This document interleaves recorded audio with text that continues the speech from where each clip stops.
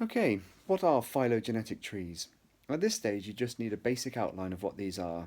A phylogenetic tree, also known as a phylogeny, is a diagram that shows the lines of evolutionary descent of different species from a common ancestor. We saw in our previous lessons how Darwin's theory of evolution implied that new species evolve from existing ones, and therefore all species have a common ancestor.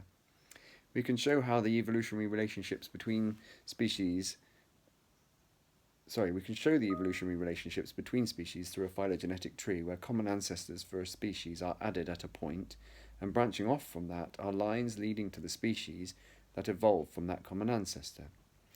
The length of the lines indicates how far apart, in evolutionary terms, two species are from each other and the common ancestor. The more closely related two species are, the closer they are on the tree.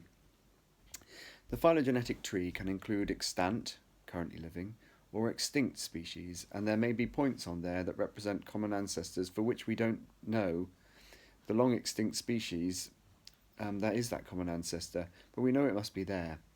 How do we know? Well, the tree is built up from different sources of information, including physical and genetic characteristics. Where species are extant, it is easy to get this information, but where species are extinct, it becomes increasingly challenging to get these data. Genetic data from extant and fossilized species may indicate that there are missing species in a phylogenetic tree. Much more on all of this next year in Matt's module, Biodiversity and Speciation.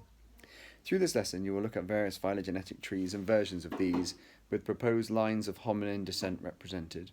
These evolutionary relationships have proven extremely difficult to tie together in this hominin family tree because of a lack of fossils and a lack of genetic data.